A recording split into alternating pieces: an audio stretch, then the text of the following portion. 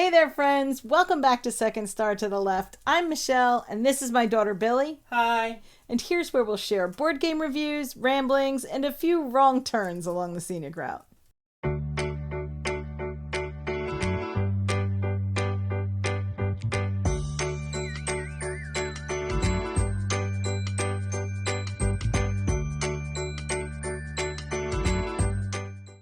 We promised we would be back to finish up rolling into the new year, and we are back with the long-awaited Combo-rific roll and writes.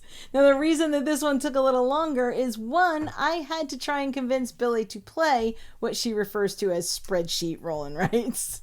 And two, it takes a little more time to get through these. The question is, did Billy like the Combo-rific roll and writes? I like the idea of them. I like their art. They have very nice dice. This doesn't bode well, does it? I'm not saying anything negative. No, those are all very positive things that we'll have to explore as we go through these. We have 6 Combo-rific roll and writes to share with you. The first one is the lightest of our Combo-rific roll and writes, and that one is Walk and Roll. An adorable little roll and write where you're throwing ingredients into a wok and then making recipes on the menu. There are at least 4 different variations that you can play because we also have the expansion for Walk and Roll, which is the Korean Wave. At this point, I wouldn't play without the expansion because I like it to be extra combo-y. I'm ordering the extra combo on the Walk and Roll menu. Haha. Good joke. Which combo would you like? Extra. I like extra combo. That's not a... The reason that this one is combo-rific is that sometimes, because there's combos in it, right? You can get a broccoli that lets you get half of a recipe card that lets you go over to the pantry and get another ingredient that lets you get another recipe. There's a lot of combos in here. But you actually kind of liked this one. Broccoli has magical powers. You heard it? You heard it here. You actually liked this one. I did. I had high hopes because I got Billy to play this, and we did play the base version, but I think you could have played the more advanced version, the extra combo version, if you will. I had high hopes that after playing this one, I could convince Billy to play all of the others. It didn't work that way as much as I would have liked, but this is a great little quicker Combo-rific roll and write. So I have nothing but good things to say about this game with one teensy exception. The boards, they don't erase. No. What was Billy's restaurant on the menu will still be Billy's restaurant. And my cleverly named Mushu restaurant is just that forever. They don't wipe off as well as I would like, which means the first play is really beautiful and everything else is kind of smudgy after that. You said the boards in the expansion erase better, though? The boards in the expansion erased a little bit better. Yeah. All right, so that's something. It looks like you have to play with the extra combo bag. I have played this solo because, like most roll and writes, it has a really great solo version, and that's how I learned them all and then try to make Billy play them. Next on our list are some of my favorite Combo-rific roll and writes, and that is what I'm going to call the trio. We're going to start with Fleet the Dice Game. Now, if you watch this channel, you probably heard this story, so just ignore me, whatever, but I'm going to tell you that when we first got this game, a very long time ago, I tried it and quit. I put it on the shelf and said, this is way too complicated. I don't want to play this solo. I can't do it.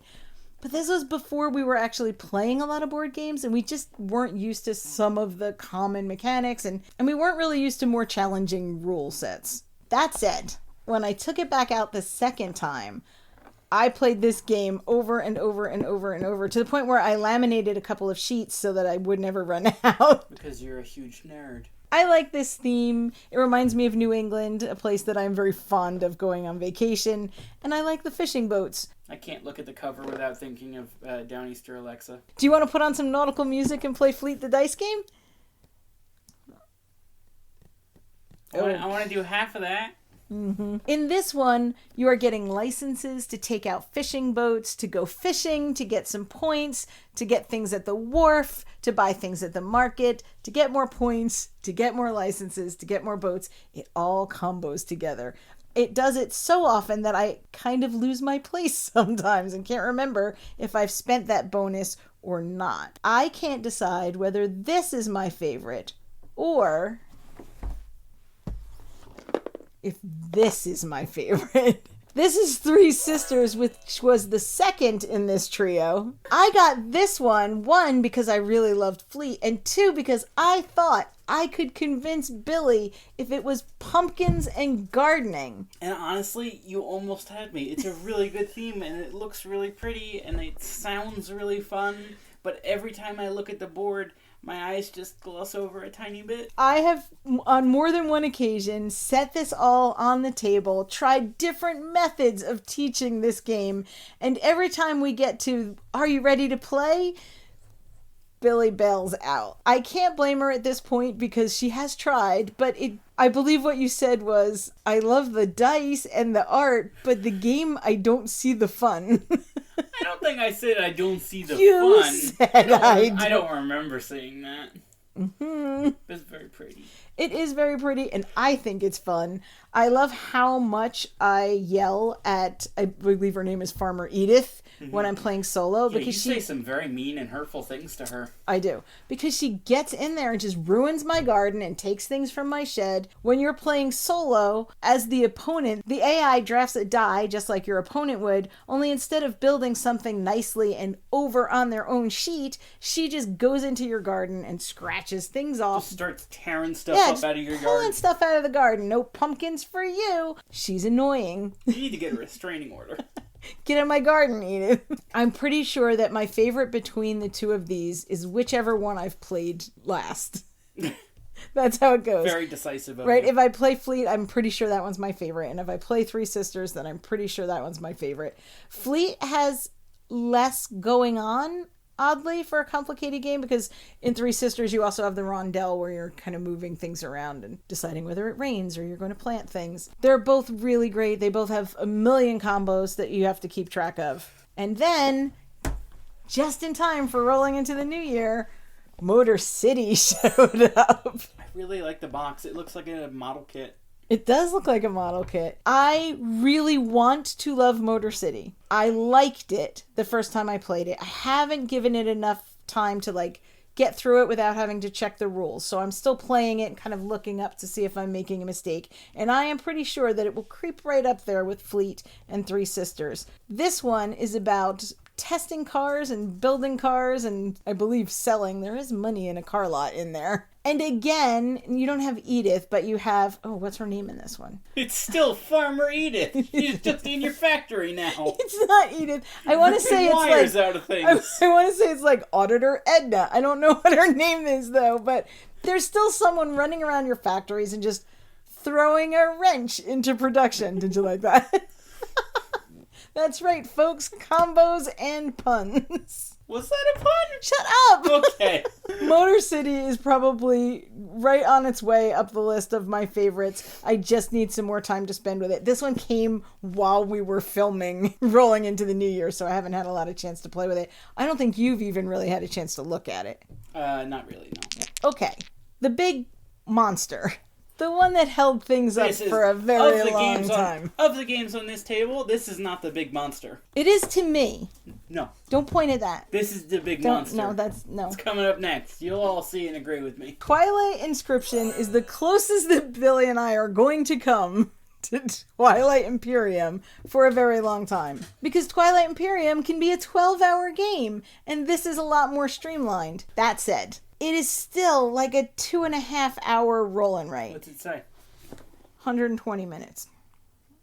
Not when you don't know the rules. That's true of any game. Okay, but... Games take longer when you don't know what you're doing. But it's a roll and write. But it's a roll and write. They're supposed to be a little bit speedier. Are they?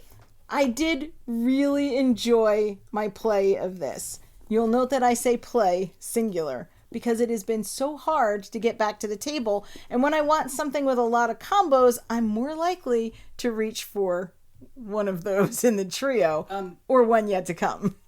I still have not been able to play this, not due to the game itself. I did like the rules where you could just start playing. So they kind of walked you through each of the 4 cards that you play on so that you were ready to go. And so once you learned each of the 4 cards and all of the combos that were on each of those 4 areas that deal with each of the 4 areas, exploration, trade, those kinds of things, you got to learn it as you played it, which was really helpful way to learn the rules. I will say that. And I loved the theme of the game. It would take a few more plays for me to really get comfortable with this game. There are a lot of moving bits and pieces that you have to learn. The problem with that is that getting a few more plays is going to be difficult, and time is going to elapse between those plays, which means you're going to have to relearn it. It's gorgeous. It is a giant table hog. I love the orange markers on the dark background. It's very cool. I think this is something we'll have to check back in on later. Yeah, I think that if you want a real review of this one, you are going to have to check back in later because we haven't had enough time with it. I will say that I really like it. I will say that I love the combos. And as far as I know, it's a pretty good adaptation of a 12-hour game. The last one that I want to talk about is not the big monster. This is the big monster. You could kill someone with this box. It's literally the heaviest roll and write that I own. And that is Hadrian's Wall. This one, I have never even bothered to ask Billy if she would play. Because the first time I sat down to play it and opened up those 2 gorgeous pages of choices and combos, Billy just walked away. That was it. I'm not sure exactly why this one is my favorite. It's not really the theme because No, it's not a theme you've ever shown interest in. No, the theme's fine. I think it's that I have so many choices. I think it's that every single time I play it, I can try a different path to victory. You can build up the citizens. You can build up your wall. You can build theaters, or you can build temples. The other thing is that keeping track of bonuses, which is often difficult for me in some of the other games, is done with actual components. So if I'm getting bricks for the wall, I take those bricks and put them here. When I want to spend them, I put them there and cross it out on the board. I get little meeples to keep track of my soldiers and my citizens. Billy laughs on the other side of the room when I'm trading purple meeples for yellow meeples, and I'm sitting over here going, I'm going to trade a little purple man for a little blue man. I do talk to myself a lot. A lot. When I'm playing this game. I have played this, again, so many times that I laminated it so that I can just use a dry erase marker and play whenever I want. And in addition to all of those combos, to just marking off the boxes and scoring all of those points, you're also defending against an attack, because at the end of every round, the picks attack. So you have to make sure that all sections of your wall are fortified because you don't know where they're going to attack from. And then you either can defend your wall, or you're going to take hits to, I believe it's reputation. That will be negative scoring at the end of the game.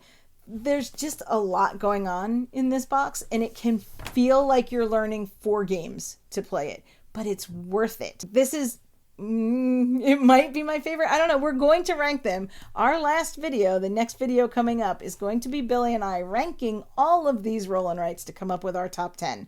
Mm-hmm. I honestly don't know how that's going to go, but we will do it and you will find out. Have I gotten any closer to getting Billy to play these combo-rific roll and writes? Marginally?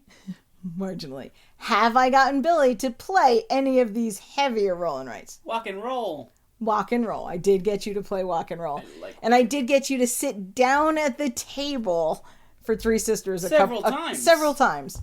No luck on the playing. You know what? Eventually, I will play Twilight Inscription. That's fair. These aren't going to be the roll and writes for everyone. If you're just looking to sit down at a table and have a cup of tea and just play a light game, these probably aren't the choices for you. But if you love trying to plan ahead and make these combos and just optimize every turn to get the most out of each roll of those dice, then these are the ones that you should look at. We have one last rolling into the new year video, and that will be our top 10. Thank you for watching. If you like what you see, Or if you'd like to keep watching until we get one right. Then please like, subscribe, and share. If you'd like to find us elsewhere on social media, like on our Discord, I'll put all of that information down below. As always, open tables, open minds, and play your shelves. Bye. But that's not, this What's a isn't, combo? it's an action that causes another action. That's not what a combo is. It is here. It's short for combination. Yeah, you have combination skin. Do you have math skin? No, you don't. It's two things put together. That's math! No, it's not. That's... Okay, Swedish Chef. Work. Oh, here to here to here. Here to here.